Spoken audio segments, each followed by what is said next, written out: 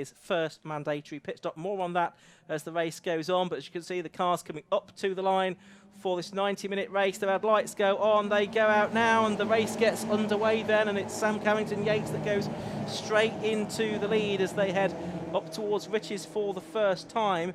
The car that's in behind there looks to be the 14 car of Tom Sibley, but this very smartly turned out grid of cars heads into Riches for the first time. And already look at that lead for Sam Carrington Yates over the rest of the field. You can see Jack Godden there in the mainly black car with yellow and orange stripes down it. That's in sort of level pegging for third place at the moment as the cars turn their way through the Wellston hairpin down towards Palmer for the first time. And we go back on board with that number 19 car of David Pickup and Richard Wadlow-Smith, the drivers from the Midlands. They're towards the back of the field, but I'm sure they'll be seeing plenty of action as this race goes on. That's right. For second place, Rob Carvel got the better of Tom Sibley there into Riches. There's a touch as Jack Godden gets attacked, not quite sure by whom, but that was a lively move into Agostini there. You can't really win a 90-minute race on the first lap. You could lose it. I think both those cars are continuing, and it's still battling away. But you've got the 25 car, is that in the Ben Sable? Yeah, that would make sense, wouldn't it? And then on the inside is 75, which is Lewis Tyndall. And it's very, very busy at this part of the track. We said we didn't qualify, and how many cars were separated by very little and around this position on the grid. So it makes sense, I guess, here, Ian, why we've got so many cars battling pretty close together. Yeah, and it could well be this way for quite a lot of the race, I would think. So they all stream down Bentley Straight. Absolutely fantastic sight they make. I'm sure there'll be some good photographs taken with this big pack of cars. We'll make cars in this 116 trophy. Several of them getting alongside one another down the Bentley Straight and into Brundle and Nelson. See the 41 car going through shot there. That's one of the 4040 Motorsport cars. Julian Kingston Smith starting that particular car. They changed there for position because they were trying to get up the inside of the number 232 car, which is now being driven by Jonathan Baker for the whole 90-minute race on his own. So there is 53 heading through shot. That's the car being driven by Andrew Shang and Ryan Benton, starting driver for that one. Shang actually on board that car. Already though, up and over the line to complete the first lap of the race comes the number 77 777 car, which is the Sam Carrington Yates machine. So our timer screen as yet a little bit reluctant to update itself. So we'll check on the order in a minute. Yes, it's just updating itself now. So it's Sam Carrington Yates by 1.61 seconds from Rob Carvel in second place, Tom Sibley in third, number 14, fourth is number 71, Jack Godden, fifth is number 75, Lewis Tyndall, and sixth is 53, which is the Shang and Benson car, and you can see the running order there now on your screen. Sun shining now as well over Snetterton, pretty low in the sky of course at this time of year, so that's going to be an extra challenge to deal with, but it's a 1.6 second lead then after one lap for Sam Carrington Yates over Rob Carvel, then Tom Sibley, Jack Godden, Lewis Tyndall and Andrew Chang completing the top six. Here is Chang just ahead, I think of Ben Sable and Louis Woodward, a three-car battle there. And you've got big packs of cars, and here is car number 19 then. That car shared between David Pickard and Richard Wadlow-Smith, which is running a bit further back in the pack, in 24th position I think. That's Jeremy Woodgate just up ahead of us as we turn then left through the sun there, well and truly in the driver's eyes, turning left through Hamilton, then down in towards the Oggies corner through the right hander we head here, and then continuing on round the Snetterton 300 circuit here. Yeah, that's right. So that's the car a bit further back down the order, then outside of the top 20, David Pickup and Richard Wadlow-Smith. And as we watch a couple of cars changing position, that is for 5th and 6th, isn't it? Was it 6th and 7th? 6th and 7th thing, with just about Shang and Bensley holding on from the 25 car, which is the car that's been started by Ben Saybold. And then Lee Woodward in 8th place, just behind the number 87. So not tight little scrap there. Shang and Bensley Bay, the 25 car, for the moment. It's an 85 minutes left in this 90-minute race. They've come through to complete their second lap. And it's Sam Carrington Yates that's gone through to do that. And he's now 1.95 seconds clear of Rob Carvel. So he's pulled out another 3/10. Tom Sibley third, Jack Godden fourth, Lewis Tyndall fifth, and Andrew Shang in 6th position. That first flying lap in is a new lap record already, 2:29.43, and actually the top 4 cars I think were underneath the lap record, so pace looks quick this season in the 116 trophy. And there for 7th place, a change, because Louis Woodward in the 87 car has slotted past Ben Saybold, who's run out wide and is under pressure from Anthony Seddon. A bit further down the order than we expect that car. Seddon and Caulfield, who have been a winner this season, have been on the top 4 on 4 different occasions, so cars we usually see a bit further up the order, be looking to move forwards, I imagine, and into the Agostini hairpin. They do move forwards because they go up into 8th, so that's a couple of places lost for Ben Saybold at the start of this lap. He's got Ian Carvel not far behind him as they head up towards the Hamilton corner on the 3rd lap of this race. So there is Seddon then ahead in 8th place now, 25, which is Saybold. As they turn their way through the Oggies corner. The best result for Ben Saybold this year has been a 5th place, battling with race winner Anthony Seddon there. And big packs of cars further back, isn't there, outside the top 10 here, heading into Williams. And somebody's been caught out. That's our camera car, isn't it? That's had an off-track excursion, and that was running in 24th position before that happened for the novice team there.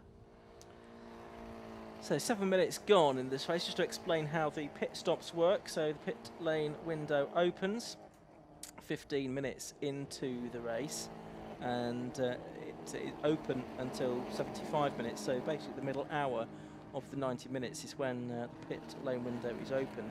And in that time, the teams must make 2 mandatory stops. They have to be at least 60 seconds in length. I mentioned a few teams have got penalties, and that's for success in previous races. And they have to serve that time at their first mandatory stop. But obviously the drivers that are going solo, then they don't need to make any driver changes, but those with 3 cars, 3 different drivers, so that's why we have the 2 mandatory stops rather than 1 mandatory stop. Obviously if you're a 2-driver team, then you just need to decide what your strategy is. So you're going to change the drivers twice? Probably not. But then it's a question of when you make the 2 mandatory stops. Do you make them quite close together, or do you spread them out? Do you try and divide the work between the 2 of you relatively equally, or have you got one driver that's a bit quicker than the other, or whatever other factors might decide your arrangement of when you take the pit stops? Of course, the other factor, of course, is when it's strategically a good time to take it. And of course, if you get a safety car, very often that might be the optimal time to make a pit stop. So we've got the cars heading around on their 4th lap of the race. Of course, it's Sam Carrington Yates that's leading the way at the moment by 2.42 seconds over Rob Carvel. But watching Jack Godden there, and he's just behind the number 14 car of Tom Sibley. I think he's brought the gap down actually on this lap so far. He was 1.2 seconds very nearly behind at the beginning of the lap, but that gap looks to have come down a little bit. There's the race leader. That's right, Sam Carrington Yates, whose fastest lap now sits on a 2:29.08, and he's 2.4 seconds ahead of Rob Carvel. But Carvel is getting away from Tom Sibley, who you say is coming under pressure from Jack Godden, but those two quite a bit ahead of the 5th place car of Lewis Tyndall, who's not far ahead of Andrew Chang, Louis Woodward, Anthony Seddon, Ben Saybold and Ian Carvel. Those 6 cars not that far apart, then I get back to the cars outside the top 10. But here's Carrington Yates, who is consistently the quickest driver in this series. Had some different teammates over the course of the season in the category. And there is Carvel going after him, Rob Carvel. They're in 2nd place in this race, an experienced racer in his own right, Rob. Volkswagen Cup front runner for quite some time, wasn't he? Rob Carvel in I think a variety of machinery. He was the 2003 Volkswagen Racing Cup champion, and was the runner-up the following year. Beat the likes of Sean Hollenby that season, who went on to be a British touring car racer. But after 3 laps, another better lap for Carrington Yates, a 2:28.8, half a second quicker than Carvel, so the gap goes out to 2.8 seconds. The 2 RL Motor Services cars together on the track there.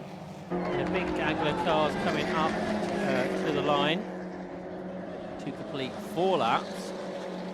And they flash underneath our commentary box position, which you get a good view there of. And they turn their way then up towards Ritchie's. So those 2 team cars there, 18th and 19th. That's Richard Phillips and Richard Lakey. And into Palmer, it's all quite busy. This is further up the road. This is for 5th position, I think, because Andrew Chang is about to lose a place he just gained. He just got past Lewis Tyndall. But now Tyndall is fighting back on the inside line into Agostini, but Chang brakes very late on the outside to try and hang on here. They are side by side on the outside line, though. Chang, I thought he might have the momentum, but I don't think he does. I think Lewis Tyndall is still in front, and then just behind there's loads of cars with Anthony Seddon ahead of Louis Woodward. You see there in 87. Behind him is Ben Sable, and behind him is Ian Carvel. So it's a 6-car battle heading down into the right hand at Oggies. Absolutely. Good racing this, isn't it, in the Gazshoks 116 trophy. And although it's a 90-minute race, I'm sure the drivers enjoy the battle for track position as well. And so with the full eyes, if you like, on the overall prize at the end of it. The reality is that the pit stops could prove more decisive than a change of position at this stage, unless you can get away significantly from your rival. There's that battle for third. It certainly has got closer. Tom Sibley, who started on the front row, has been caught by Jack Godden then as they turn their way towards the end of 5 laps of racing. And behind them is that big gaggle of cars, which only has 1 car there in it now. So what has happened there? Lewis Tyndall is by himself, and then the rest are way further behind. So Tyndall has gone to the front of that group and pulled away remarkably. So something's gone on there, obviously. So who is left behind? Well, Chang is 6th, Seddon is 7th. So a bit of a mix-up, I think, behind... Oh, no, it's a lapped car, isn't it? So what's gone on there, then? So it's the 232 car. It's not Lewis Tyndall, so they're all still in that gaggle. So mistake there from my behalf. So a car has already been lapped there for 232, which is the car now solo by Jonathan Baker. So something's obviously gone wrong for him at the start of this race. Yeah, so we're almost at the point where the pit lane window is going to be open. So we're watching that fight for 3rd place between Tom Sibley and Jack Godden. They're turning their way through Palmer onto the straight past the Tyrrell's restaurant and towards the Agostini hairpin name for the motorcycle racing world champion. Oh, and Sibley a bit deep into the corner there. That gives Jack Godden the opportunity to try and make a move, but he couldn't convert that. He's there in that number 71 car, very smartly presented machine. And they are heading through Oggies now and in towards the Williams right-hander, which will bring them onto the Bentley straight. You can see there is a penalty of some kind. I think it might be a stop-go penalty going out to the 232 car, which is the one that's just been lapped. So what that car has done that merits the penalty, I'm not quite sure at this stage, but 232 is going to get a penalty of some description. Jack Godden got into the back of Tom Sibley coming out of Williams there, but they're both continuing. Looks like 29 cars started this race in the end, so that's 1 fewer, I think, than what we were expecting. Perhaps Chris Kershaw, who's the slowest in qualifying, only did a couple of laps. Doesn't look like he's made the start, but everybody else has. And the lead for Sam Carrington Yates is 4 seconds after another fastest lap of the race, 2:28.83. ahead of Rob Carvel. Then the battle for third, where we see Tom Sibley and Jack Goodwin. There's that stop-go penalty board that Ian was mentioning a moment ago. Not to affect, though, our race leader, who's done now 6 laps. And I think he's done a fastest lap on every lap of the race. 2:28.58 now for Carrington Yates, and that puts him nearly 6 seconds up on Rob Carvel, who sits there in second place. Here comes the battle for 5th, up across the line, and it is Andrew Chang ahead. I think there's only about 4 of them now involved. Lewis Tyndall is 6th. 7th is Ben Saybold, and 8th is Anthony Seddon. Louis Woodward and Ian Carvel have just dropped off a little bit in that gaggle. Pit lane window is now open. The board's being displayed on the start line by the marshals, so we can start now to see pit stops being made in this Gas Shocks 116 race. I'm not convinced that we'll see a rush to the pit lane just yet, but a safety car, for example, could change the thinking on that. Still, this great little dice going on, of course, for 5th position backwards, headed by Shang, with Tyndall just behind. They're heading off up to Agostini again, and next through it's the Saybold car with the Seddon and Caulfield car just tucked in behind. That car being started, of course, by Anthony Seddon. There's 58, which is Ian Carvel. He's in 10th position at the moment. His brother Rob, a lot further up the road, in 2nd place, number 59. He's just in behind Louis Woodward there, I think, isn't he? With then 11th place, I think, Andrew Woodbine at the moment. There's the battle, though, Josh, between Shang and Tyndall. Yeah, well, quite close there for Williams, didn't it? But they avoided touching one another. Meanwhile, for third, Jack Goldin had a good go there at getting past Tom Sibley. It didn't work out for him, but he's right on his bumper. And those two are now over 10 seconds ahead of the battle for 5th place, which had... that's the back marker. Then it's the 5th place battle, which has got Andrew Chang at the front of it still. So he managed to hold off Lewis Tyndall, who had to go to get past a corner ago. So it didn't work out for him just yet. This group already 20 seconds behind the leader, really showing the pace that Sam Carrington Yates has got. He's already across the line to complete 7 laps of this race. And on that lap, I think for the first time all race long, he hasn't set the best lap of the race.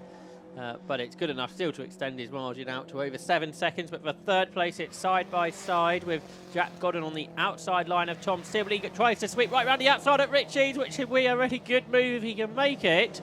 And he's still on that outside line. Has he got the momentum to nose ahead down towards Wilson? But later on the brakes is Tom Sibley, and he can't make it work. But that was a good effort there for the 71 car driven by Jack Goddard.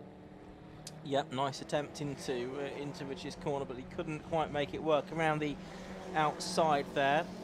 So as we see them head through Palmer, they're still nose to tail in 3rd place. A reminder, it's treble 7 leading the way. That's Mark Sullivan and Sam Carrington Yates aboard that car at the moment. But here we've got this fight going on for 5th position. It's Tyndall now that's got ahead of that little scrap, but all of a sudden it's got very close again between all 4 cars.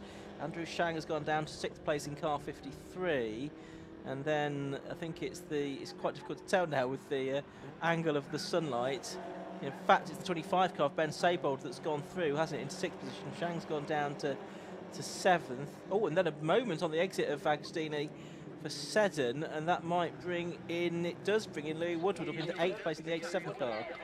So activity down there in the pit lane. Can't see which car this relates to just at the moment, but looks like they're trying to sort the cooling out on that car. Work being done under the bonnet. Just try and see. It's one of the 40-40 cars, I can see, number 41. So that is the car that started by Julian Kingston Smith. So it looks like they have done a driver change there, doesn't it? So possibly slightly earlier than they would have wanted to have made their stops, with only 5 minutes gone since the pit lane window opened, or 4 minutes gone since the pit lane window opened. But they've taken the opportunity of needing to get this car in for some running repairs to make a driver change. Yeah, and with a hot engine, putting coolant in isn't the easiest of things. You can see it sort of bubbling up over the top, but certainly coolant being put in, which after 20 minutes of racing probably is not ideal. And for third, he's gone through, I think. Jack Godden's made it work. He's got himself ahead of Tom Sibley. They turn their way out of Murray's. Battled further back, though. Let's see if we can pick up what's happening here. I think that's James Reddish, isn't it, in 1 at the front of this. So this is for 14th position, I think. Behind him, there is the 15 car. The 15th place car, which is Benjamin Horgan at the wheel. There's some real dices, isn't there? Further back, lots of drivers with little experience as well, really, here. There's the 99 car, which is Kevin Begley, just ahead of 44, which is Richard Phillips at 16th and 17th positions. Then behind in 18th, Jeremy Woodgate, Richard Lakey, Freddie Taven, all involved there. Actually, I think Taven's gone to the front of that group, has he? So he's gained a couple of positions, but more cars into the pits here. Yeah, that's the 232 car. Now that, I think it also had to serve a penalty possibly, which it might have to do separately. But the driver, which is Jonathan Baker, just being spoken to by the team there. The team got the stopwatch running as well, you can see, just keeping an eye on that to make sure it's a 60-second stationary stop and no more than that. Try not to lose too much time in the stops.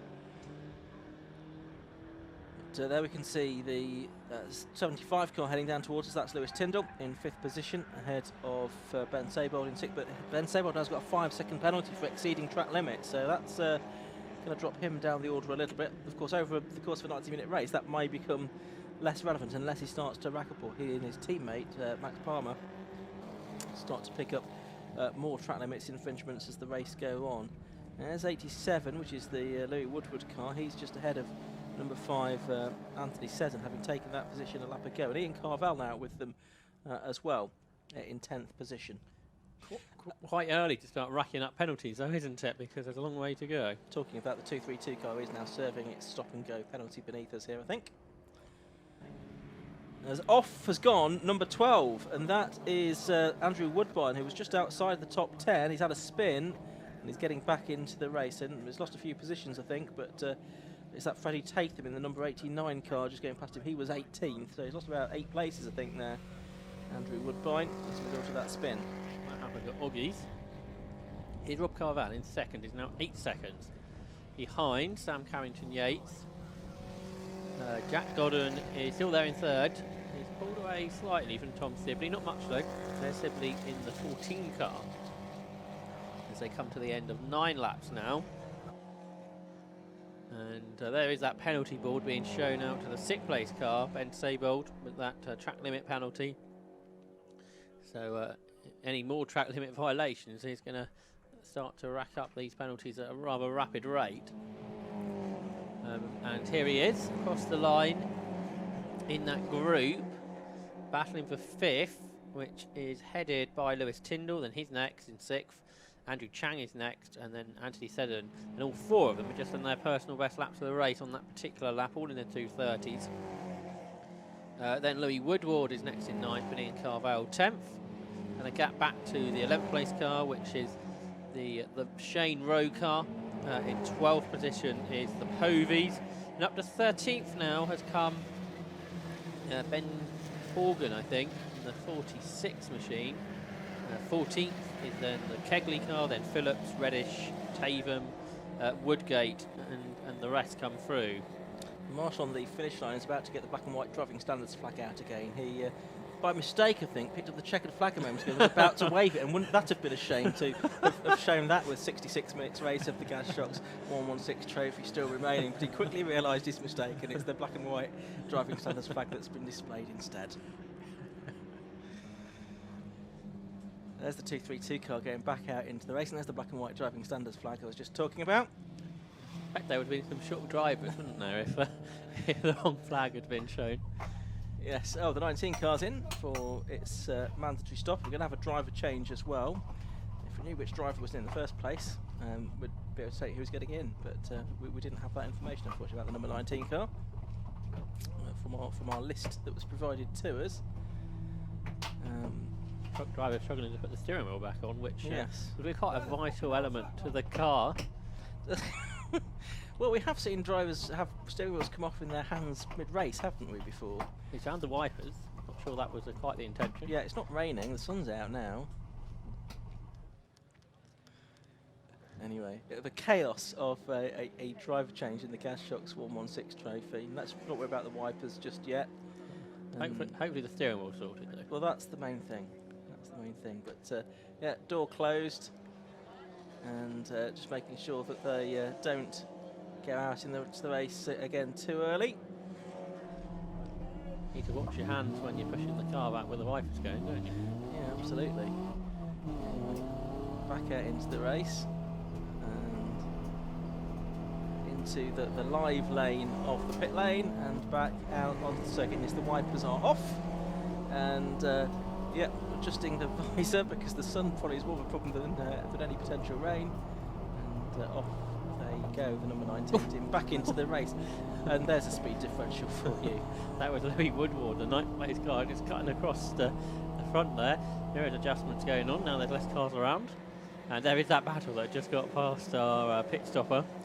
And running a bit wide is Saybold, and that could give Chang a chance to get 6th place back. And Seddon goes to the inside of both of them, so they're almost 3 abreast, heading into Palmer. Seddon thinks that's not a great idea. And Saybold 25 hangs on to 6th place ahead of Andrew Chang. But Chang fights back down towards Agostine, and again Seddon thinks that perhaps 3 wide might happen here. Chang breaks the latest. The earliest on the brakes was for Saybold, and he's the driver that loses out to Andrew Chang. Anthony Seddon couldn't make anything of that, so he stays in 8th. But as they battle, Lewis Tyndall in 5th is getting away. Nose to tail here. Saybold and Seddon just behind Chang now. Of course, Saybold does have that 5-second track limit penalty to be served. I think that 41 car that was in the pit lane is still there. The Julian Kingston Smith, Daniel Reed and Paul Offord's car. Yeah, they've only done 6 laps. So yes, that's unfortunate. So 28 cars still circulating then, I think, in this Gas Shocks 116 trophy for the cars from the mid-2000s, 2004 to 2006, 1.6 litre injected cars. That's got a little bit too close, and off for a spin goes number 5, Anthony Seddon, and that was after contact with Ben Saybold. Yeah, he just got ahead of Andrew Chang. I don't think he was really trying to get past Ben Saybold, but he braked so late.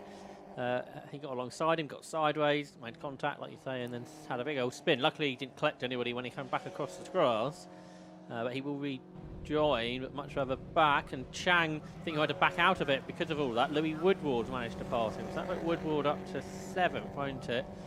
8 for Chang, and then Ian Carvel at the back of this trio of cars now. Nearly a third of the way into the race, just over an hour to go. Yep, time flying by here in the Gas Shocks 116 trophy. It's still 777. Mark Sullivan and Sam Carrington Yates leading that gap now 12 seconds to 2nd place number 59 Rob Carvel, 3rd is number 71 Jack Gordon, 4th number 14 Tom Sibley, 5th is number 75 Lewis Tyndall, 6th is 25 Ben Saybold, 7th is 87 Louis Woodward, 8th 53 Andrew Chang, 9th number 58 Ian Carvel, and it's now the car that was started by Shane Rowe, number 9, that rounds out the top 10. Another fastest lap for Sam Carrington Yates, 2:28.3, which I think is at 2 seconds underneath his previous lap record, so pace much quicker this year for whatever reason. He was in the 227s, wasn't he, in qualifying, 227.92. This will be with a much larger fuel tank. Yes. I guess these cars don't burn fuel perhaps quite like some other cars. No, but nevertheless there'll have been more put into it for this race than there would have been for the qualifying session earlier on. They only needed to do 25 minutes. And it's a 90-minute race, of course, no refuelling, and the Gas Shocks 116 trophy is not permitted. So they have to make sure they've got the tank sufficiently full of fuel to run the full race distance.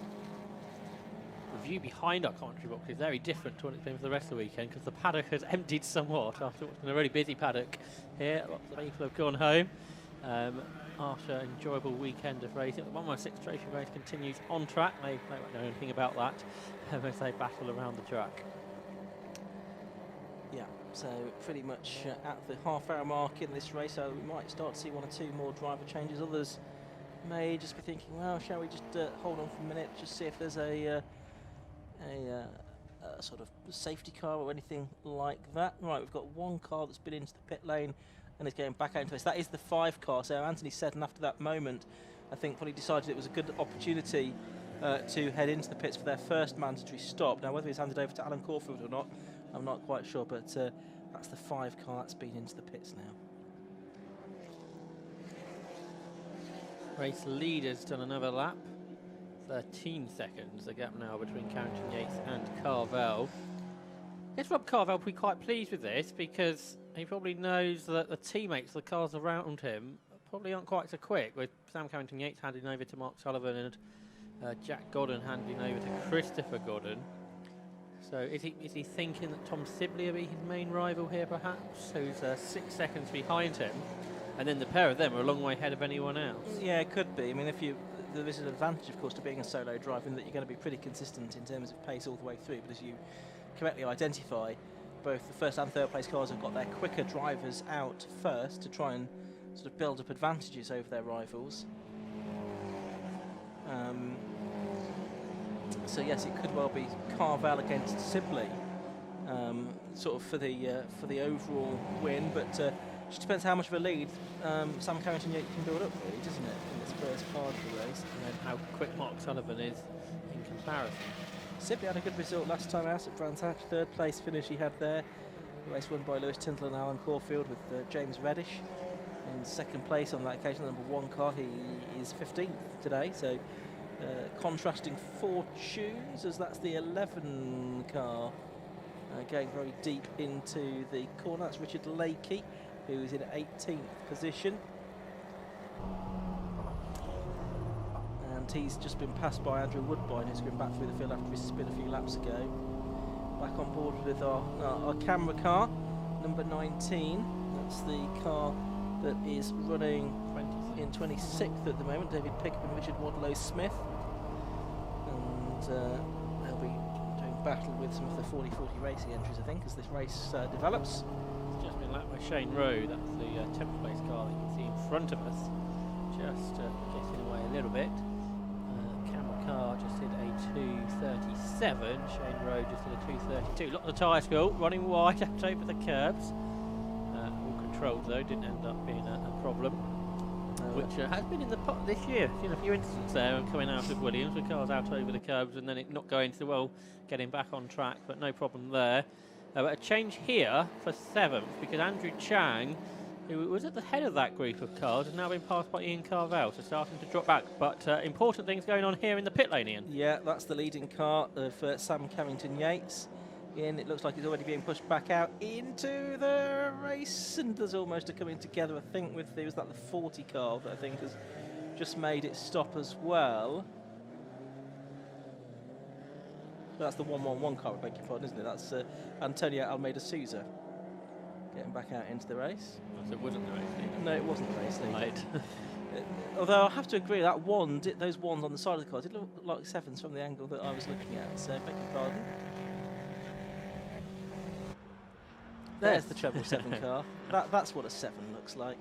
That's Mark Sullivan and Sam Carrington Yates. So they're still out on circuit.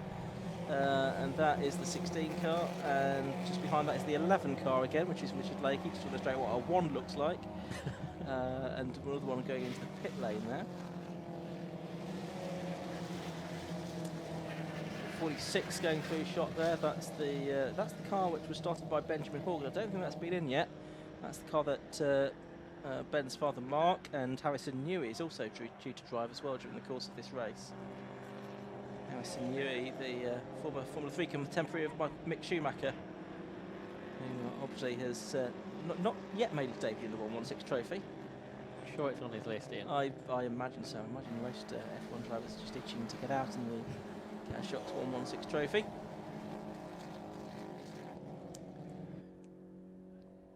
Fascinating to see how they'd get on, really, wouldn't it? Absolutely right. We've had, maybe not quite at that level, but other top class drivers try Club Motorsport in guest appearances which haven't been terribly successful. There's the 42 car going through. That's the car that was started by Liam Brazitz, but also being driven in the face by Johnny Webster and Jim Allen. And there's the 75 car. It's not Lewis Hamilton, but Lewis Tyndall that's there in 5th position in this race. And there's Ian Carvel, number 58. Like his brother, used to compete in the Volkswagen Racing Cup. Both of them favoured earlier model cars. Freddie Tatham goes back out into the race after making his first stop, and so too does number 16, which is the Omar Mahmood, Harry Portlock, Roger Taylor car. Quite a few pit stops happening then, despite no interventions in this race. Yeah, if you want to split the race evenly 3 ways, though, you're at that time when you're making your first stop, aren't you? Or you're perhaps just beyond it, really. And a few teams will do that because the objective will be, I suspect, as much as you know, winning races and getting as much position on track is your aim. It's as much about enjoying your racing, and therefore, if you're sharing your money 3 ways, then you want to get as much sort of equal track time as well between the 3 drivers. So that'll be a factor as well for some. Enjoying this club level motorsport, chance to drive around this magnificent Snetterton 300 circuit. 11 and 12 you've got together there, and that is for 17th and 18th place, Richard Lake and Andrew Woodbine. Woodbine trying to recover after he spin another 5-second penalty each picture, and that's Jeremy Woodgate now in the number 3 car, who runs in 15th position. He's 7 seconds ahead of the next series car, which is Richard Lakey, so it's not going to make too much difference at this stage. 53 minutes and also left to go in this Gas Shocks 116 trophy race here at Snetterton. Time is about 5:10, so we're going to be racing until just after 6 o'clock here in this 116 trophy contest. So it will be getting a bit gloomy by then. That's the number 9 car, that's the Rose. Shane Rose starting that car. The Irish drivers. And they head out of, Shane heads out of Magazine now, so we're back on board with number 19, which is David Pickup and Richard Wadlow Smith. And just trying to see which car they're behind. It's difficult to tell, isn't it? Because the situation where there's cars on different laps. How far behind? It might be Richard Phillips. Was that group of cars, I think, he was about to be lapped by about 12. So I think there's a few more cars close behind, which we might see slot past soon. This car just did its best lap of the race, by the way, 2:35.1. Ben Horgan's just been into the pit, so he's handed over either to his father or to Harrison Newey now. The number 46 car running in 19th position at the moment. That's after it's made its stop as well, so that's a sort of slightly false position in the running order at the moment.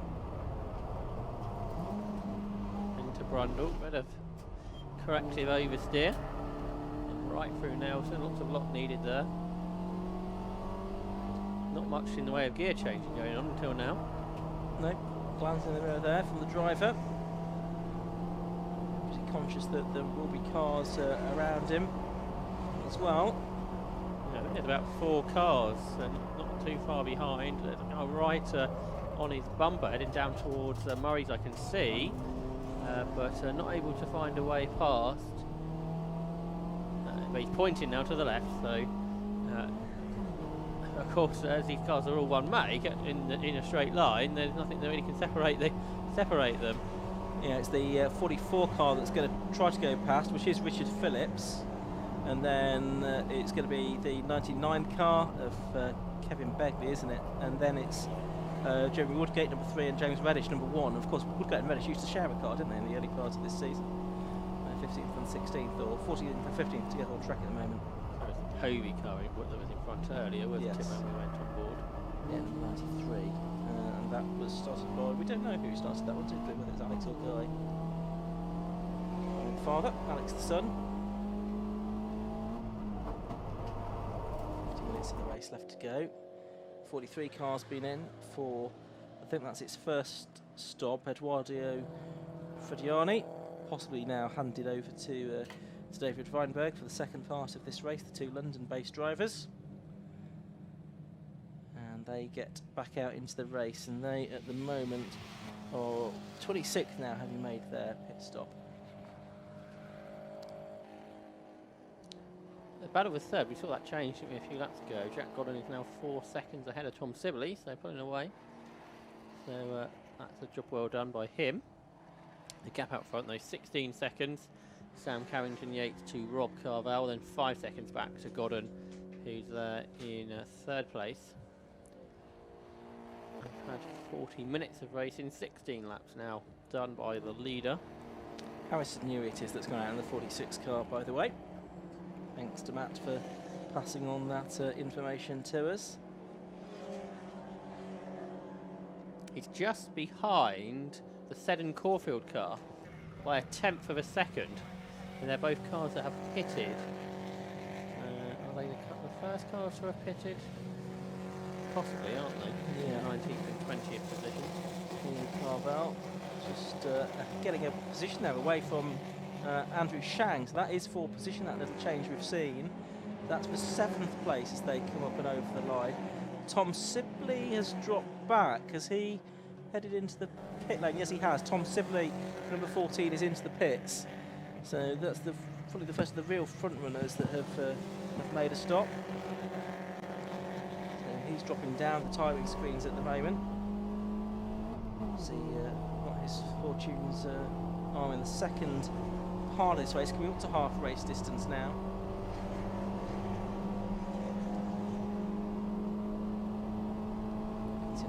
Standards flag being displayed from beneath the commentary position here. And another personal best by our camera car, 2:34 now for the 19 cars. They're getting quicker all the time. Yeah, so now only 6 seconds a lap off the pace of Sullivan and Sam Carrington Yates, which sounds quite a lot, but around a 3 mile lap it's not really as much as you think it might be. And these cars that are lapping them are not really getting away when they get past, are they? No, well that's right, but they're clearly lapping in sort of 2:31s, and actually if you look at the times they're doing at the moment, they're lapping in 2:33s and 2:32s. So yeah, they're not going to get away, are they? And of course these drivers in the 19 car, David Pickett, Richard Wadlow Smith aren't as experienced as the likes of Sam Carrington Yates, who Mark Sullivan was saying earlier on when Matt interviewed him after qualifying. You know, Mark's learned an awful lot from Sam during the course of this season. That, no surprise, I'm sure Sam's been coaching Mark a lot as well, and it's good to have that kind of experience. But Sam, with experience in the Compact Cup and the M3 Cup, and in Formula Ford 1600 as well, a regular competitor at the Walter Hayes Trophy, which comes up in a few weeks' time at Silverstone. He's a good driver to pass on that kind of information.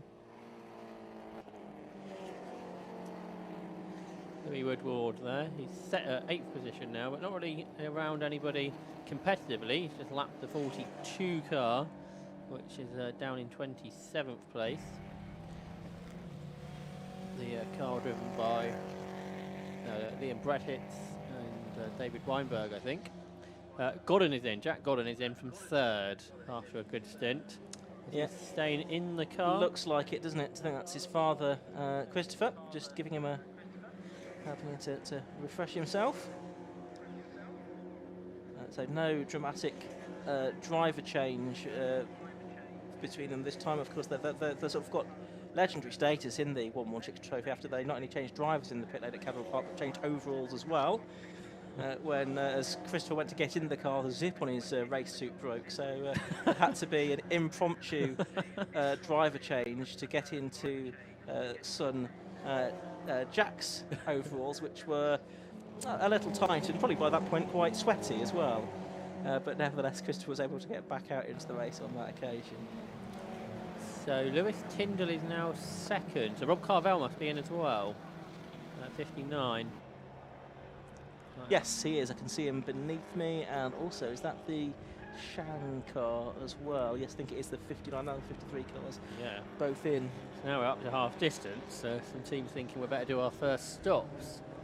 And Jack Godden's got ahead of Rob Carvel in the pit stops. So they exit the pits in a different order to what they came in.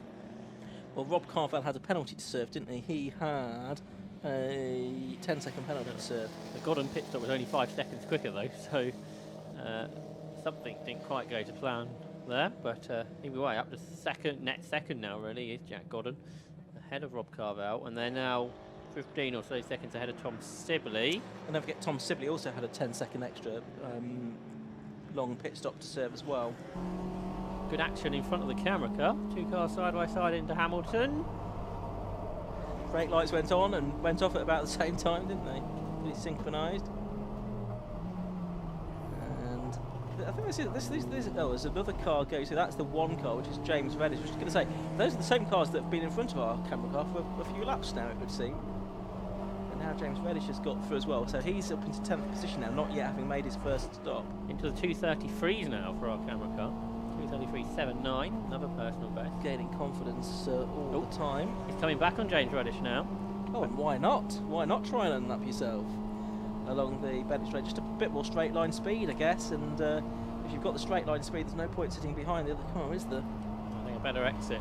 Williams allowed that because, of course, perhaps Reddish was a bit offline when he got past. The camera car in qualifying, the best lap was a 2:34.75. So the car's gone quicker by well over a second than it had in qualifying. In front of him, Jeremy Woodgate is trying to get ahead, I notice, of Kevin Begley for what is now 8th position in this race. And to the outside through Coram for Woodgate. It's not really going to work out for him, I don't think. And then they come out of Murray's. The best exit of all, though, was from the camera car. There might be a lap down, although obviously making a pit stop. But a good exit there and getting quicker all the time, if we've been saying. Another 5-second penalty board's about to be shown, and we'll try and see. Freddie Taver, maybe 89. He's got. Yep, yeah, I think that's probably who it is that's getting it this time. So another one gets it as 99 comes into the pits. That was the car started by Kevin Begley, wasn't it? So 99 into the pits as well. Camera car trying to pass Jeremy Woodgate now, although Reddish comes up the inside of him instead, so he has to readjust his line. Oh, and then he gets hit by another car on the exit of the corner. That must be Richard Lakey then, who was behind Reddish, but a small touch there. Yeah, we'll just see that possibly as they head into Palmer. There's Reddish in the Reddish Motorsport car. Woodgate in front. So these are the two that drove together before, isn't it? That's right. I think if I had a Reddish Motorsport car, I'd paint it sort of crimson or just something slightly off red, just to go with the name of the team, rather than black. But that's just my way of thinking. There's you can see the 19 car just turning through there, and it was Woodbine actually, which is just behind it. Yeah, so Lakey's got past him now. Yeah. Agostini, and then Woodbine. We did see off earlier, so yeah. you'd kind of suggest that he's the quickest of this group. And he's in 11th at the moment, isn't he, Woodbine? And his best laps, I was actually on the last lap of 2:31.54. Side by side here, they were together earlier when they come out the pits. This is the Anthony Seddon and Caulfield car just ahead of Harrison Newey. That's for 16th and 17th position, yeah. And Harrison Newey's now done a 2:30.2, which is a couple of seconds slower than Sam Carrington Yates, but is within the top 10 kind of pace in this race. That's the 80 car. That's the Theo Millward and Chris Bayliss car that broke down on the first lap of qualifying this morning, so they had to qualify out of session. The Shropshire-based drivers, how are they faring in the race? Well, they are in 22nd position at the moment, so it's about a third of the way up the field. It's the Woodgate and Reddish cars, 8th and 9th. And Woodbine's now 10th, so he's got ahead of Lakey, who's dropped back behind the camera car, but runs a little wide and heads for the pit lane. Yeah, so, and is followed in as well. So we'll see if that's going to be a driver change this time, but that's the second stop for the 19 car. They'd already changed drivers, of course, at the previous stop. So this might just be 60 seconds sitting there just outside the garage. Chalky! I've been I think we need Chalky. I don't know where Chalky is, but they're giving him a shout.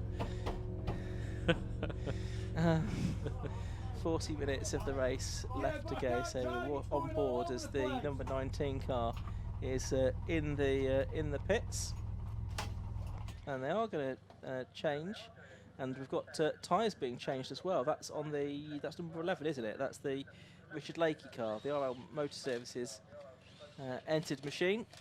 That's obviously an unusual thing, so it's that some kind of tyre problem. Could be. Yes, it wouldn't be a routine stop, of course. They wouldn't normally be wanting to do that. Drive all the way from Plymouth. BMW specialist RL Motor Services.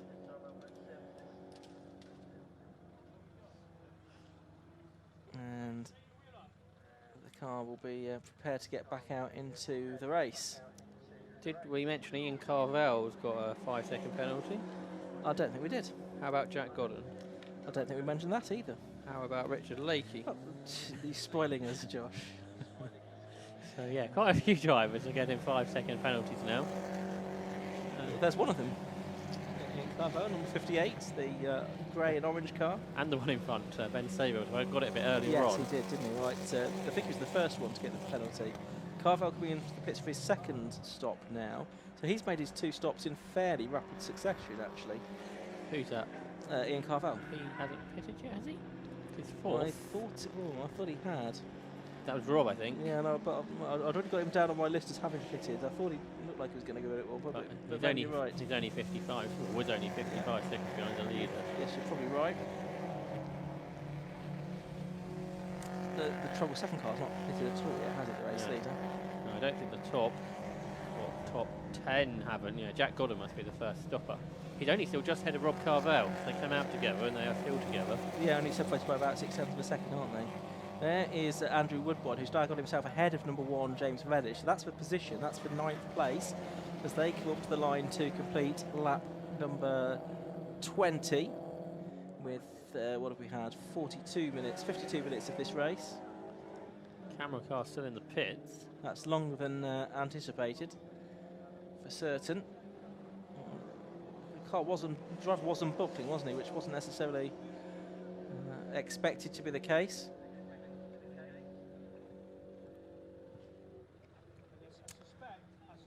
I hope it's not another curse of the onboard camera and the car's going to have to retire. New driver seems to be, or the driver in the car's about to back on again, and gloves going on as well. Ian Carvel's going back out into the race, by the way. So he has now served his first stop. Looks like he's got ahead, I think, of the Chang Bensley car in all of that. Ian Carvel had to serve an extra 20 seconds as well as part of that pit stop, so it's interesting that he's essentially managed to gain ground. Camera car's going back out. And that's interesting.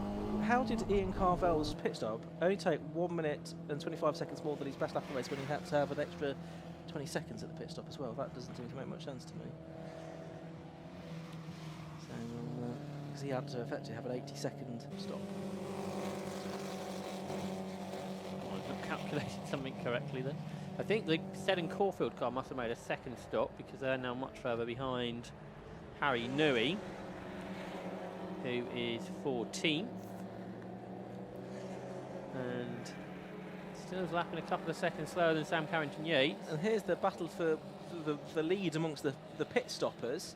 And this is for 10th and 11th overall, Jack Godden and Rob Carvel. Jack Godden has got a 5-second penalty to be added to the time of him and his father at the end of the race. So the minute is effectively about 5 seconds behind Rob Carvel, but they're together on track as the sun starting to set here at Snetterton. There is the 46 car of Harrison Newey then. Looks like there's a lot of support for Jonathan Baker on the live stream. Problem is he's running in last place. We like an underdog though, don't we? We do enjoy supporting an underdog. And he's lapping quickly actually. He's done a 2:30, which is sort of the same pace as what most people are doing, or the quicker people are doing out there. But he is a couple of laps down, isn't he, which is the problem. He did have to make that long stop in the early part of the race. So that sort of set him back. The Povies have been in and gone out again. So we've probably had a driver change there between Alex and Guy Povey. 21 minutes left before the pit lane window closes, of course, and the majority of drivers have got 1 stop left to make. Some have got 2 stops left to make in that time, so they'll have to make them pretty back-to-back in some cases. Yeah, close to back-to-back. These 7 cars have, haven't they? The top 7 yet to pit. Then Godden and Carvel, the first of the stoppers. I think we've had Rose and Woodbine in on this lap, haven't we? We have Shane Rowe is in. Fastest lap for the leader, 2:27.96 now, 400th of a second off qualifying pace. I was going to say, getting down towards those times that we saw in qualifying. And leading by 48 seconds over Lewis Tyndall. No one else has done anything better than a sort of mid 2:29, have there, don't think. 2:29.32 for Rob Carvell, I think, is the next best lap after that, which is sort of 1.3, 1.4 seconds slower. The Shane and Andrew Rowe car comes out the pits and is going to just slot in behind Harrison Newey by the looks of it. So that's dropped down to 13th and Harry Newey up to 12th.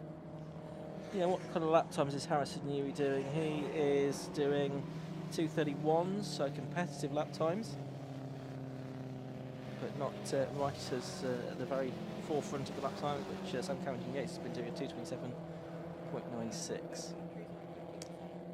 Driving standards flag being prepared. The start light marshals have been very busy through the whole weekend with driving standards flags and penalty boards that they've had to be displaying.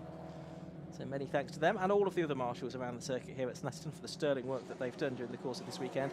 Into the pits has come 75 from second position, so that's Lewis Tyndall. This used to be a 90-second stop though for Lewis in the Hollywood racing car. And so Lewis will just wait for a few moments before he's released back out into the race. So that means it's now Richard Phillips in the number 44 car that's moved up into second position, as this looks quite fruity, doesn't it? You've got the Povies now in between Carvell and Godden, but Carvell's got ahead of Godden now. Yeah, that's the important thing that's happened there. As they go past the sun setting. They're absolutely nose to tail now because Godden must have got a better exit. So he's right in the toe of Rob Carvell for what is now 5th place, the best of the stoppers. And Carvell is ahead, but by the smallest of margins. Headlamps starting to take effect as well, aren't they? Shining a little bit more brightly. 25 goes back out into the race as well, so that's Ben Savon. I would think Max Palmer now aboard that car with just over half an hour of the race left to go. Sam Carrington Yates has just lapped Ian Carvell, so only 8 cars, I think, on the lead lap now, although, of course, Carrington Yates has got to make more pit stops than most of the others. And here are Carvell and Godden heading down towards Agostini, the hairpin. And they turn their way through. The Godden car, that's the one that was used as a guest car last year, wasn't it? That's right. So I think Stephen Mackley and Martin Donnelly drove that car, didn't they? During the course of last season. Martin Donnelly probably more notably, I would suggest, than Autosport reporter Stephen Mackley. You weren't getting with it long after that. Martin Donnelly had an accident, didn't he? That's right.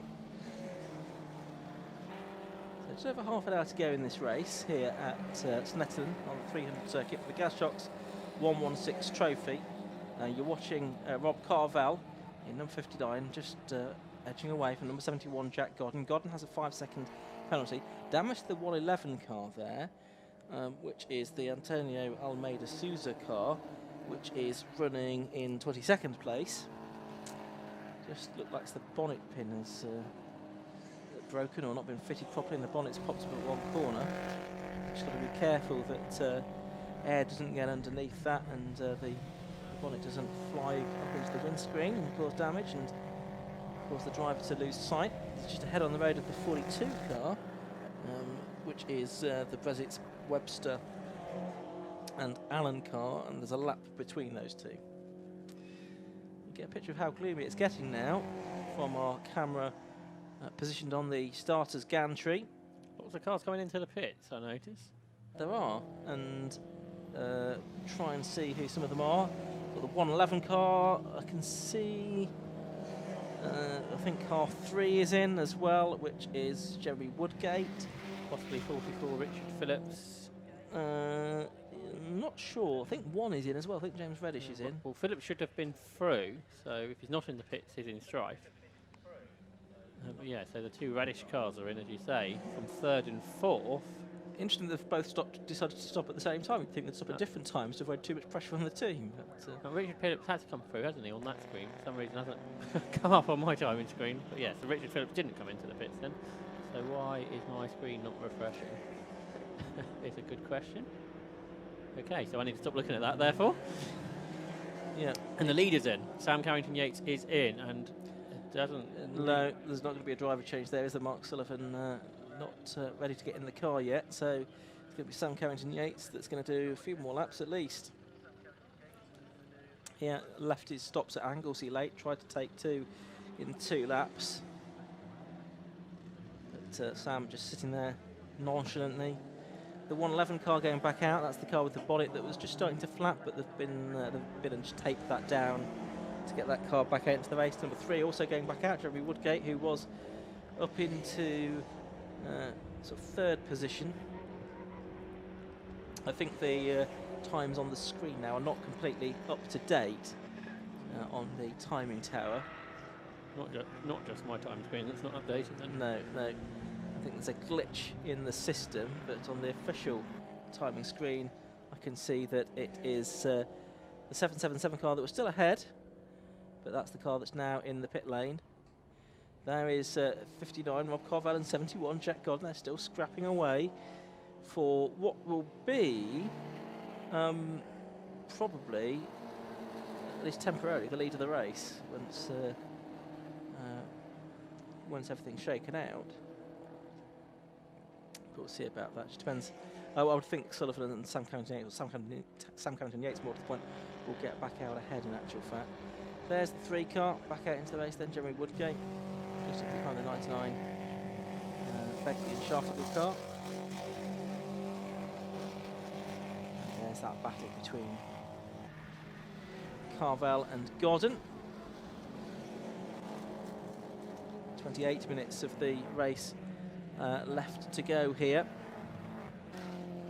and pit lane window will be closing in 13 minutes, so there'll be quite a few drivers still needing to make at least one more stop, including some of the front runners. You can see the 44 car is in now, that's Richard Phillips, so he's come in to make his stop.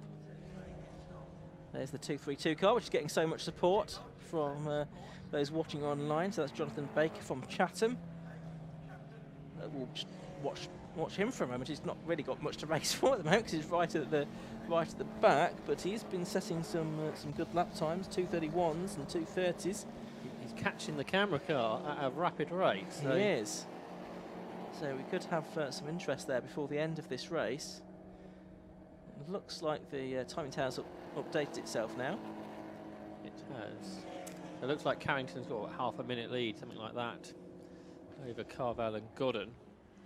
Yeah, Richard Phillips going back out into the race. So the question is whether Mark Sullivan's going to get a drive or not.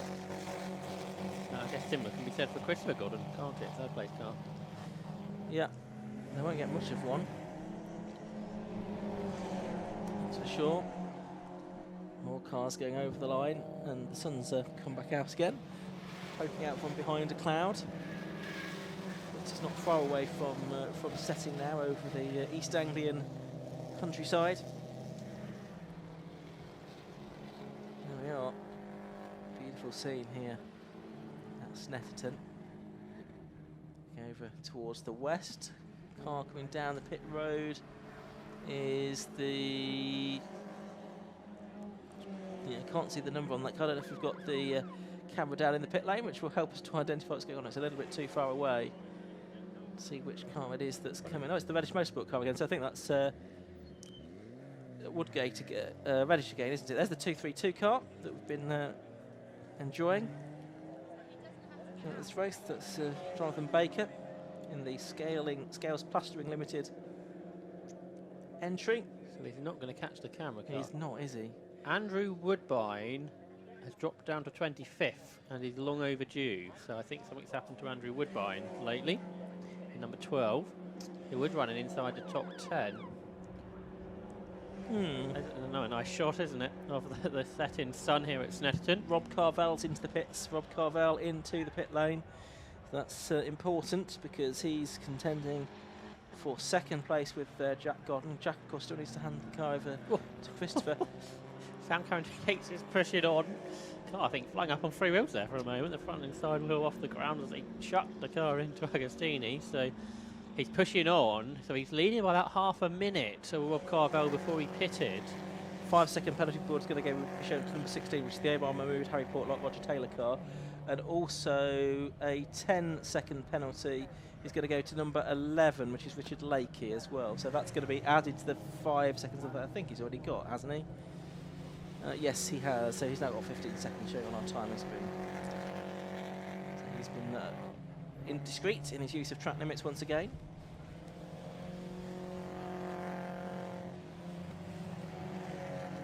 Minutes left to go in this race. It's a half a minute lead or so for Sam Carrington Yates over Jack Godden now, and Lewis Tyndall in third place, number 75. He's 22 seconds behind Godden, and then Ian Carvel 10 seconds behind Tyndall. They all need to make their second stops, and each of those three, Godden, Tyndall and Carvel, have also got 5-second track limit penalties to be added to their times as well. It's getting to the stage where it's almost easier to tell who's not got track limit penalties, because it's getting to be a significant number, isn't it? Certainly is. That's the 44 car.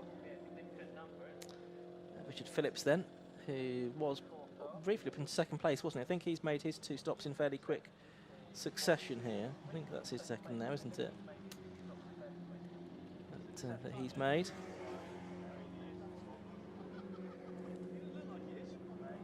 So now Carrington Yates is pitted. We've got 13 or so cars on the lead lap. Ryan Bensley's been in and he's gone back out into the race. So I think the first of the 2 stoppers is Rob Carvel, second Tom Sibley, and third Ryan Bensley. Carvel is a long way ahead of Sibley. Sibley's dropped 20 seconds behind him. And then there's about another 20 seconds to Bensley. And then Seybold and Palmer as the 4th of the double stoppers. There's the Snetterton start line marshals showing the 5-second board, as you were saying. There's the 93 car even of Alex Povey and Guy Povey.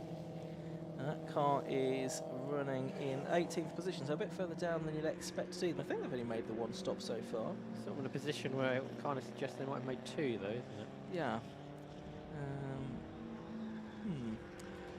Will all resolve soon. It will, because in the next 8 minutes everyone will have need to have made, or at least got into the pits to make their stops. It's pushing hard still, driver of car 25, which is Max Palmer now, I think. Car running in 15th position overall. There's still no sign of Andrew Woodbine, so I don't think he must be out. And that car we saw that was topping fluid up never did get back out, just 6 laps done for the 41. Yeah, I've not seen any sort of Andrew Woodbine in the pit lane, so he must have stopped somewhere out on circuit, I think. I'm not sure that we've seen that car anywhere. Unless it went straight into the garage. It could have done, just driven into the garage, and we wouldn't have necessarily noticed it. There's the leader. Sam Carrington Yates up towards Coram. He's got to pit, what, in the next 3 laps? Yeah, certainly got to be the next 3 laps, I would think.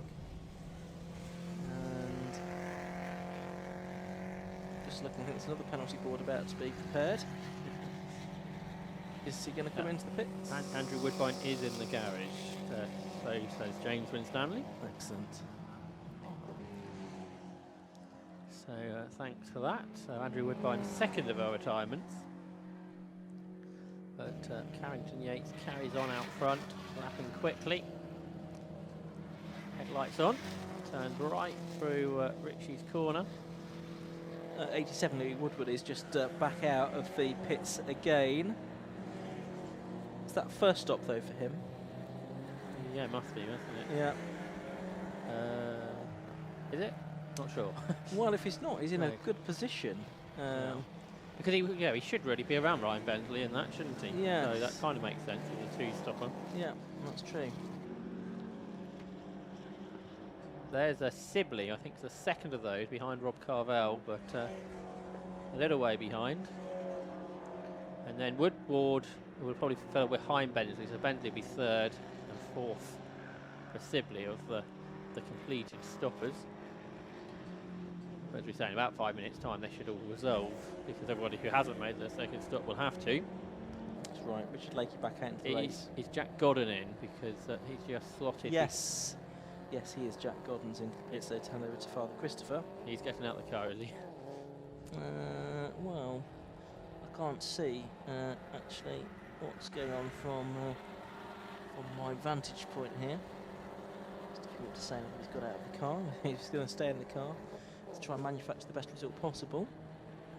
But Christopher due to be getting into the car for the second part of the race. I think that's Jack. I can see out of the car. It is. Thumbs up from Matt Suckling. Thanks, Matt. Matt Suckling letting me know that it is Jack Godden that's out of the car. So Christopher Godden has got in for the second part of the race. Well, second part of the race. It's the last quarter of the race, really. So can he hang on to a podium finish? Where's he come out? Oh, that's Rob Carvel, isn't it? So the leading stopper is just about going to get in front. So how far behind is Tom Sibley, I guess, is the question. Not yet across the line, because that would be what will probably end up being the battle of a third. There's Woodward, who's a little bit further back. He's about 20 seconds behind Sibley, so Sibley should be, here he comes, across the line. So for what should be third place, he is, 25 seconds behind, something like that. Yeah. And with, 7 laps to go? So that's, a few seconds. But I think we can now hear from Matt Suckling in the pits.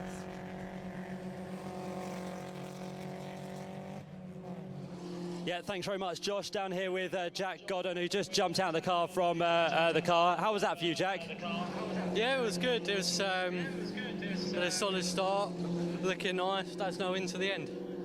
Yeah, Dad's now dropped into the car. How do you reckon he'll get on? Of course, you've done really well so far to get the car up there. Yeah, he's not quite as quick as me, but hopefully we're all right for the rest of the race, yeah. Bit gloomy to end the day, but track conditions seem okay on there, is that correct? Yeah, it's nice. I like it driving in the evening.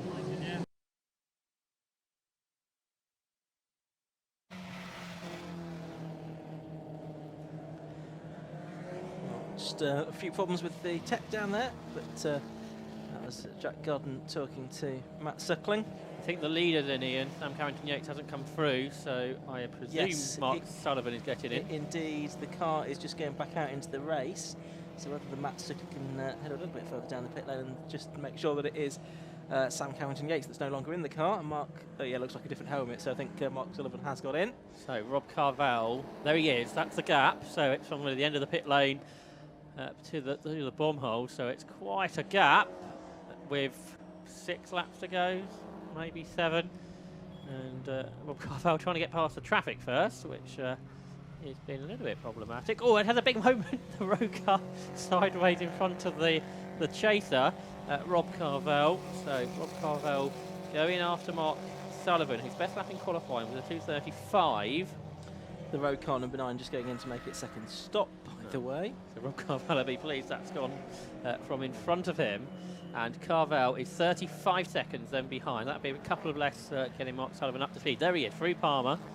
So that is the chase gap. And he really does need to catch about 5 seconds a lap, doesn't he, here? Yes. Rob Carvel, who's already pulled out 10 seconds to Chris Godden. And, of course, Carvel's got the penalty as well. So that's could be a problem. And he's got 5 seconds added to his time, which Sullivan and Carrington Yates don't, as yet, anyway.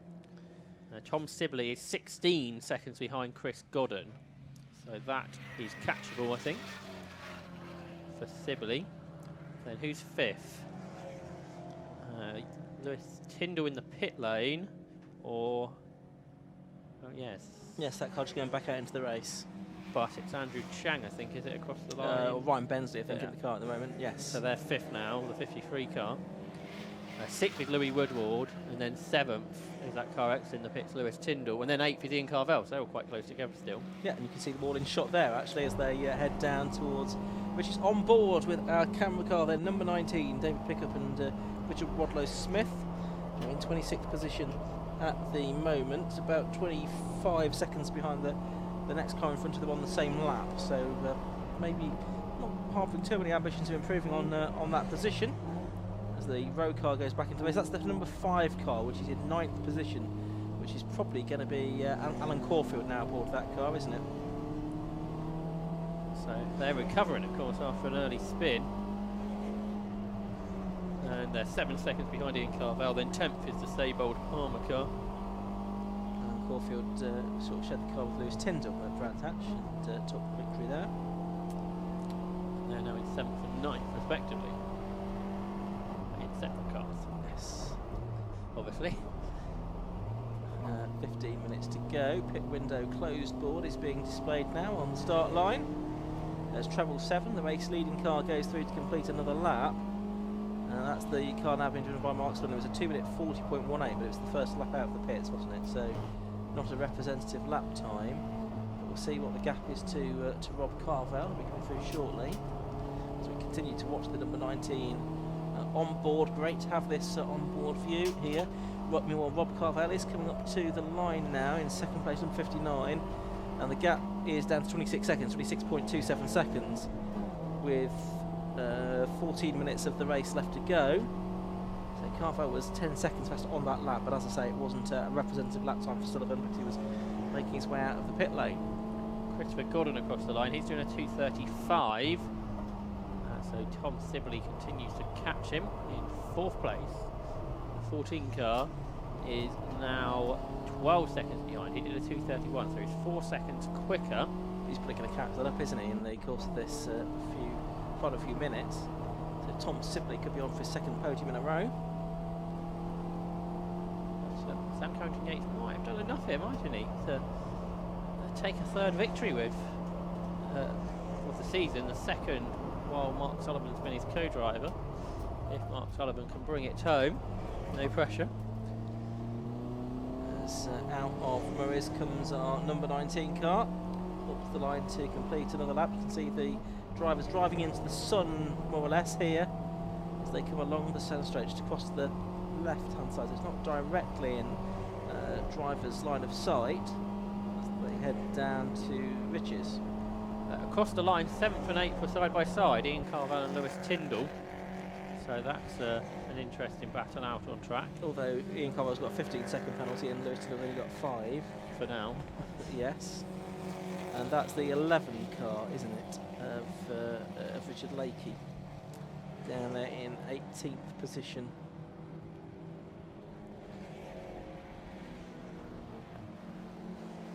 So we should have Mark Sullivan through soon to get a representative lap time. And that's not him, that's the number 1 car of James Reddish coming across the line. That's the 75 car of Lewis Tyndall heading through Hamilton. Did he get ahead of Ian Carvel, I wonder? For just need a slightly wider shot, don't we, to see if he did. There's the treble 7 car through. It was a 2:36.95 that time for Mark Sullivan. Richard Phillips has had a spin, number 44 at Agostini. Tyndall did get past Carvel, by the way, so he's up to 7th and going after Louis Woodward, who's 4 seconds up the road. So they've probably got. Yeah, it's probably going to be 5 laps, I would think, remaining in this race now. It was just over 12 minutes when he crossed the line. Yeah. The gap's down to under 20 seconds. That was nearly 7 seconds that Rob Carvel caught. Oh, if he keeps up at that rate, Rob Carvel could do it. But of course, he's then got to pull apart a lead of 5 seconds because he's got this 5-second track limits penalty as well. So he's not just got to catch and pass Mark Sullivan, he's got to pull out a 5-second lead as well, all in the space of the next 11.5 minutes or so. There you can see Lewis Tyndall official ahead of Ian Carvel for 7th there towards the end of their 30th lap in this race. Yes, and that's on the road as well, so it will make the 15-second penalty for Carvel a little bit more academic, potentially, although that could drop him back down a couple more positions, certainly 1 more position yet. There's Tyndall. For 3rd, the gap's now 7 seconds, Gordon to Sibley. Yes, and the gap was closed by almost exactly 4 seconds on that lap, so we should see Tom Sibley moving up into 3rd position before the end of this race. But I think Christopher Godden will still be good for the top 4 after that sterling stint by Jack in the first part of the race. They've got a little bit of a penalty to deal with as well, haven't they? 5 seconds, yeah. On my screen, I've got Christopher Gordon plus, so I don't know if there's another penalty as well. Okay. Yes. Can't see anything that's been notified there in terms of any extra time that might have been added to him. The official as well. So give all these penalties out. Might need an extra page for that. Yeah, absolutely. You'll be able to get all the official results on the 750 Motor Club website if you want to check out the results of this race and all the weekend's racing here at Snetterton. And of course you'll also be able to find the live timing and access to the live stream for next weekend's racing at Silverstone on Saturday. Burkitt 6-hour relay race. Still got, I think, 19 cars on the lead lap here. That's not bad, is it? Considering we're 80 minutes into this race. I know it's a long lap. Only on lap 31 of the race. As the sun is now at the point of setting very nearly. It might just about dip below the horizon by the time we get to the end of the race. We'll start to get a little bit on the gloomy side quite quickly. Leader through, 2:34, better lap for Mark Sullivan. But another lap in the 2-minute 30s for Rob Carvel, so that's down to 15 seconds now, 4 laps to go we think. But he's only, I think, probably just about going to catch and pass him, isn't he? He's not going to get 5 seconds to go at that rate of progress. Yeah, so that was going a couple of seconds quicker than Mark Sullivan on that lap was quite important. Over the line comes Christopher Godden, and he does another 2:34, so he's been fairly consistent, but he's now nearly been caught by Tom Sibley, who has done another lap in the 2-minute 30s, and the gap between those two is now almost 3 seconds, and Sibley in the number 14 car is closing at 4 seconds a lap, so probably at some point, sort of 2/3 of the way around this lap, we are going to see Christopher Godden, number 71, and 14 Tom Sibley together. Yes, that's right. And there's the camera car carrying on. It's been a relatively successful race, but by the standards of the camera cars we've had today, and that it's got 82 minutes into it. There is the 93 car. I always get confused because the 9 is missing off the windscreen. And 8 minutes of the race left to go. 25 car there. That's the Max Palmer car running in 12th position now. They've dropped down. So they were inside the top 10 in the first stages. Here's the battle for third, though. They're almost together now.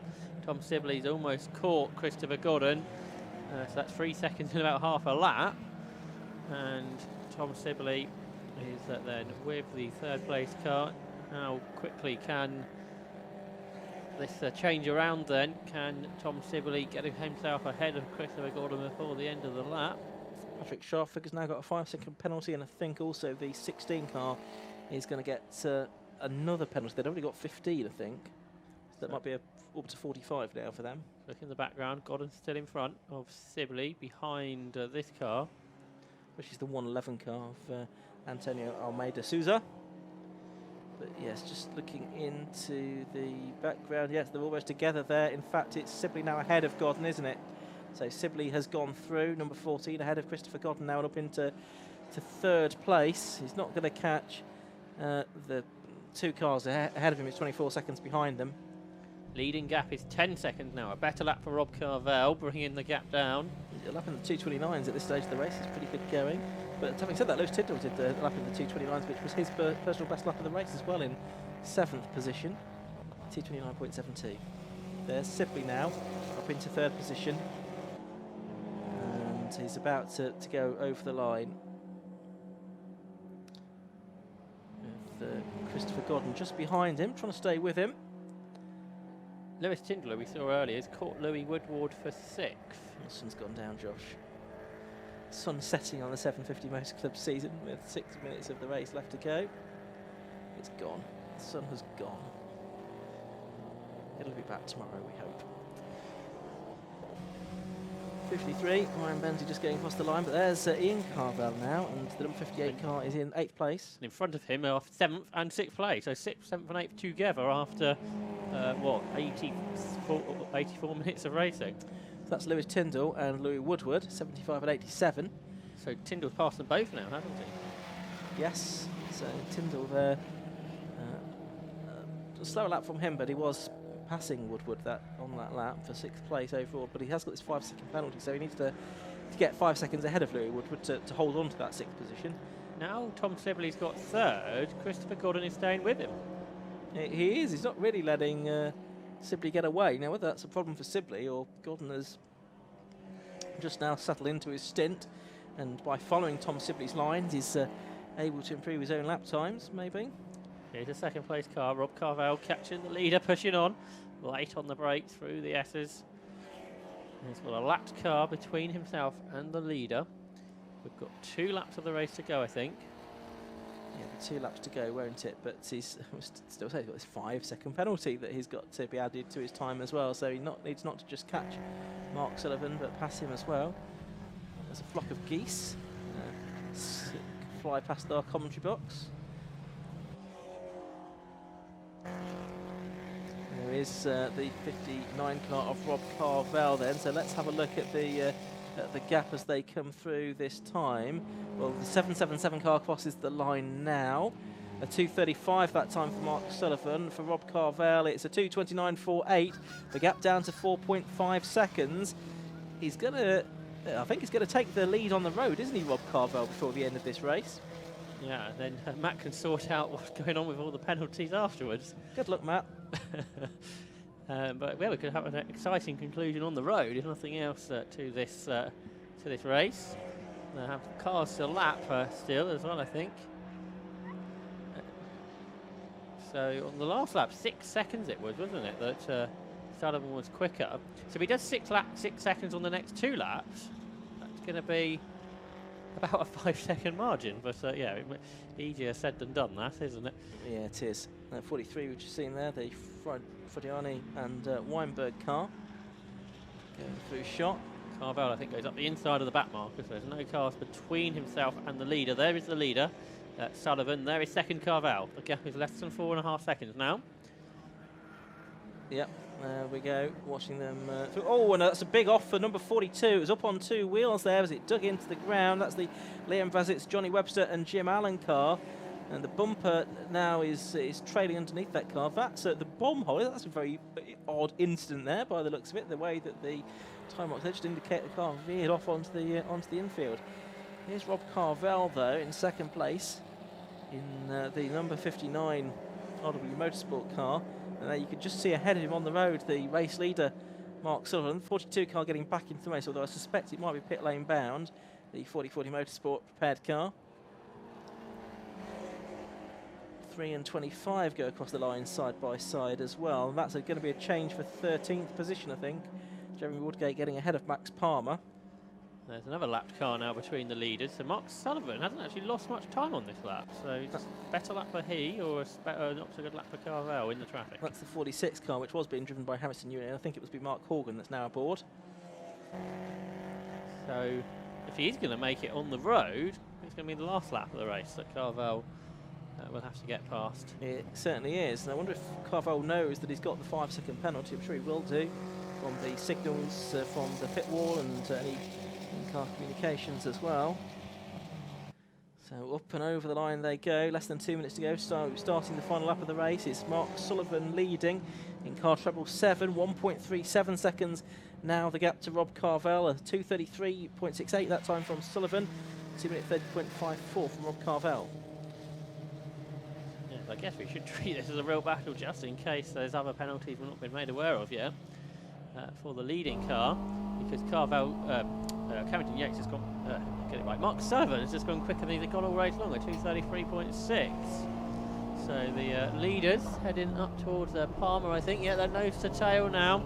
So Rob Carvell is with Mark Sullivan. Here they come into shot. 777 in front, getting a bit of a slide on. Sullivan pushing on, and Rob Carvell might be able to challenge here in down towards Agostini. Yeah, let's have a look. He'll try and make it through there. You can see the headlamp shining brightly onto the rear of the number treble 7 car being driven by Mark Sullivan. Sullivan will be keen to try and defend here, or maybe not, because Carvell goes through on the inside at Agostini to take the lead on the road. Now he's got half a lap to try and pull out 5 seconds, we reckon, because he's got a 5-second penalty for exceeding track limits, and that is going to be the tallest of orders. It is. What Mark Sullivan doesn't want to do is make a mistake trying to go with Carvell, I guess. That's true. Through Oggies they go, and towards Williams, bring them back onto the Bentley Straight. Yes, Sullivan's not got to lose focus here. There's a back marker ahead that could come into play as well. But that's the broken car, which is persisting on, number 42. But they both get past that reasonably cleanly. So along the Bentley Straight towards the the Brundle and Nelson sequence for the final time. It's not quite going to be enough, I don't think, for Rob Carvel. As far as we're aware, that seems to be the case.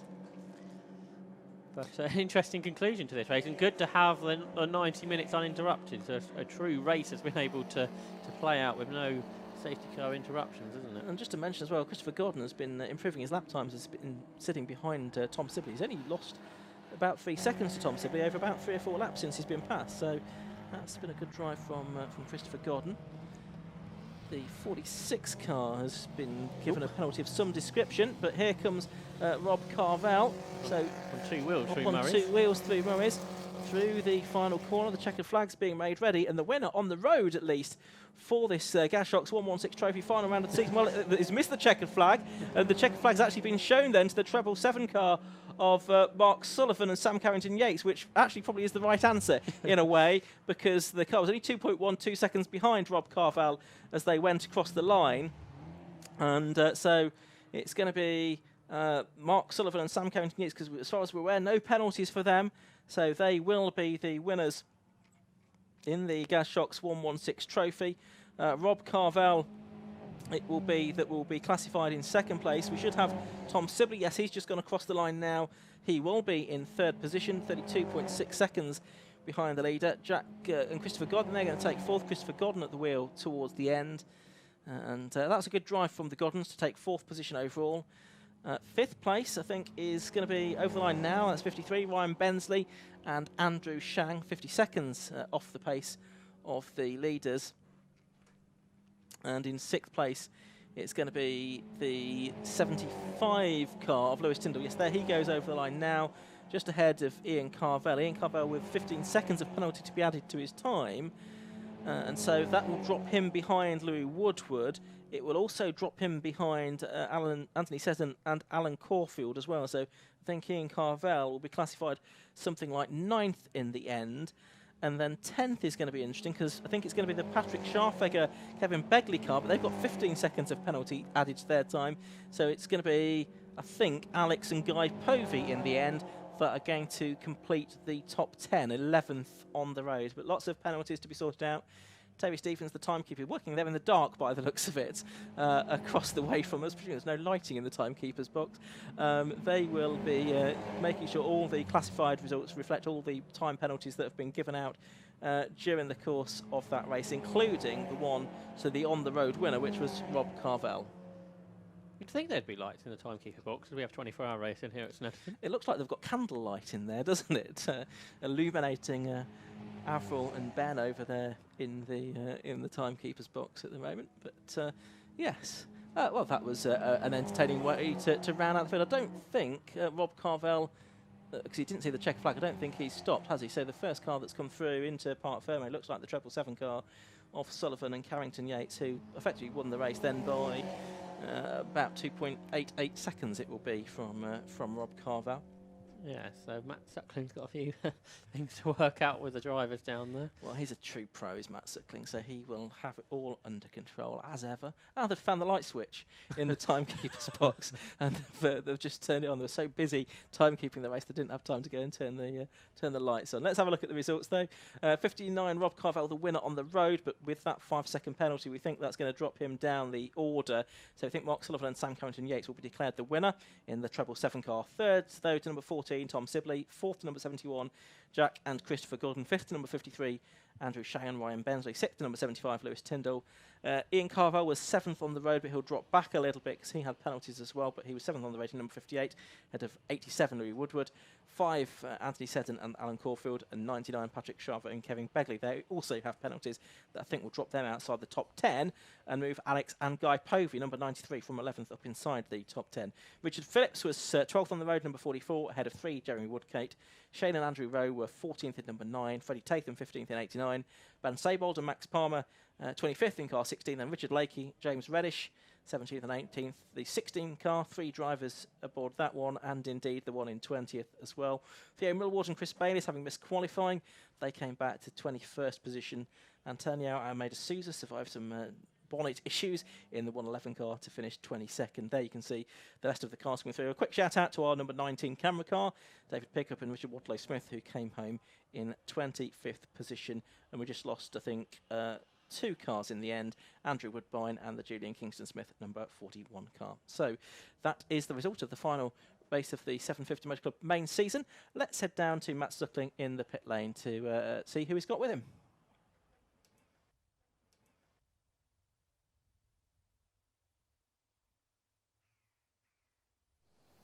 Thanks very much, Ian. Down here with our race winner then for the final race of the weekend. We'll start with Sam, who was in the car first.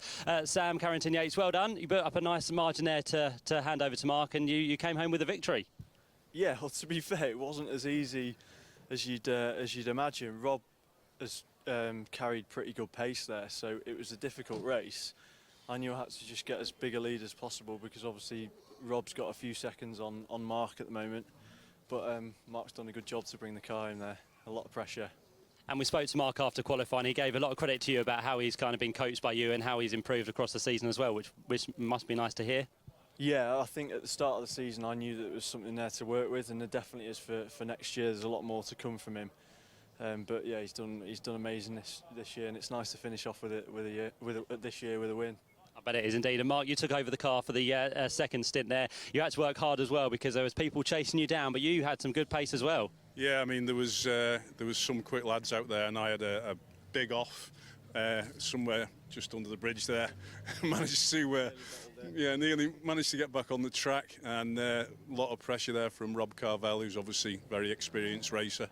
So yeah, like Sam says, been a great way to top off a rookie season, you know, but all credit to Sam, couldn't have done it without him.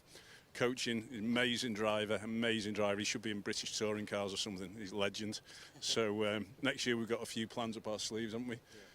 Hopefully do this again, and then maybe a bit of historics as well.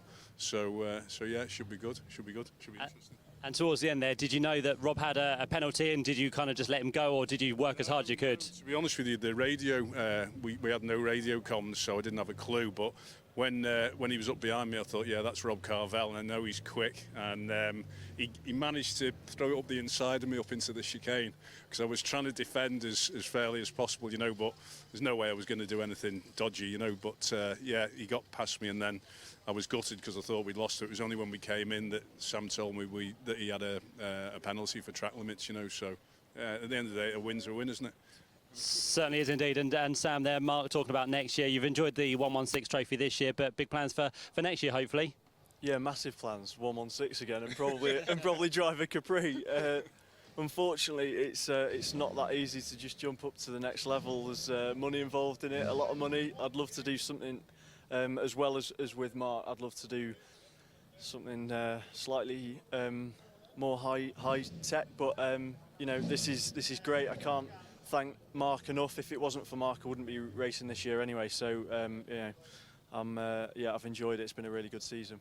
Great job, guys. Well done to end the season on a high and a win as well. Thank you very much to Mark and to Sam as well. So there we go. That is your final race of the day here at Snetterton. It's been a wonderful weekend in terms of the Championship Finals weekend from the 750 Motor Club. And that is not quite done for the season, because we've got a weekend to look forward to next week. Next Saturday, of course, the Burkitt relay race at Silverstone, and of course Josh, Ian, Marcus and Lewis will be there for you. But from here at Snetterton this weekend, thank you so much for your company. Alpha Live has brought you all the action, and of course the 750 Motor Club have been here to deliver the racing as well. But from Josh Barrett, from Ian Soman and myself, Matt Suckling, we'll say good night and see you again soon. Bye bye.